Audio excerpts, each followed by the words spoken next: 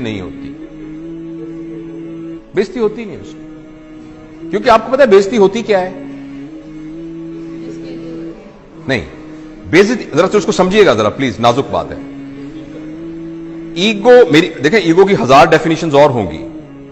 I know since we are recording it this message may go all over the world, तो हो सकता है बहुत सारे लोग ईगो की नई डेफिनेशंस बताएं जो मेरी अंडरस्टैंडिंग है। उस एक पर्सपेक्टिव के अंदर ईगो का मतलब यह है considering yourself what you are not and then trying your hard to protect that thing। ਅਸੀਂ ਜੱਟ ਹੁੰਨੇ ਆ, ਅਸੀਂ ਜੱਟ ਹੁੰਨੇ ਆ ਭਾਈਜਾਨ, ਅਸੀਂ ਸਾਡਾ ਇਹ ਅਕੀਦਾ ਹੈ। मैं head of the department of surgery हूं। Are you head of department of surgery? अगर अभी आपका एक्सीडेंट हो जाए, अल्लाह नाम, किसी का एक्सीडेंट हो जाए और उसको हेड इंजरी होके और वो वेंट के ऊपर पड़ा हो, किधर गया head of department of surgery भाईजान? It's only a software which is in your mind. किधर गया? मैं जट हूं, मैं फलां हूं, मेरा वो अकीदा है, मेरा ये अकीदा है। दिस इज, गौर से सुनिएगा मेरा फिक्रा, considering your self what you are not and then trying to protect it. मैं वार्ड का प्रोफेसर हूं, यू आर एक्चुअली नॉट। आपका नाम जावेद इकबाल है, आप जावेद इकबाल हैं।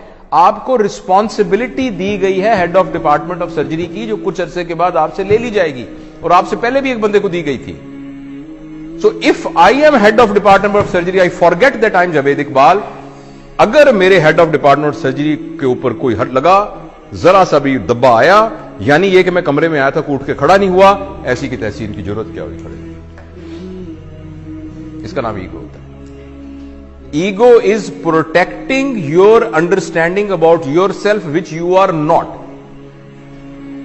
इसका नाम बेइज्जती होता है। थोड़ी देर के लिए आपको पता लग जाए कि मैं हूं क्या, थोड़ी देर के लिए आपको पता लग जाए कि मैं हूं क्या, आपकी सारी ईगो खत्म हो जाएगी। और सच भी यह कि हम कुछ भी नहीं है। और अगर आप इजाजत दें और थोड़ी देर के लिए ट्राई करना चाहें, मैं जरा मास्क ले लूं क्योंकि मैं आपके जरा करीब आ रहा हूं 6 फुट के डिस्टेंस से। अगर फर्ज करें, मैं ऐसे मिसाल के तौर पे कह रहा हूं, आपको सिर्फ यह कहूं कि मुंह आपका बंद कर दूं और नाक भी बंद कर दूं, सिर्फ आपको पता है हवा के अंदर ये जो मॉलिक्यूल फिर रहा है ऑक्सीजन का, जो कि हवा से निकल के आपके नाक के थ्रू आपके लंग्स में गया, और लंग्स से फिर आपकी मेम्ब्रेन से क्रॉस होता हुआ ब्लड में गया, और ब्लड से आपके ब्रेन में गया, और आप अलर्ट हुए। इसको कितनी देर के लिए रोक लें, the human being will become a carrot, जिसको वेजिटेटिव फॉर्म कहते हैं। आपने सुना वेजिटेटिव फॉर्म? वो वेजिटेबल क्या होती है? कैरेट होती है ना, मूली और गाजर होती है। तो एक इंसान को मूली और गाजर बनने में आपको हैरानी होगी, 4 मिनट का फासला है।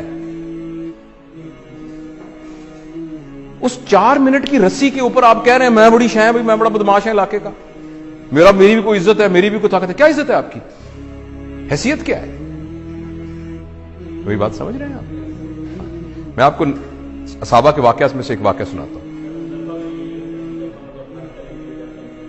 हाँ, सारे नीचे पड़े थे। अल्लाह ने तरबियत का एक निजाम बनाया हुआ है।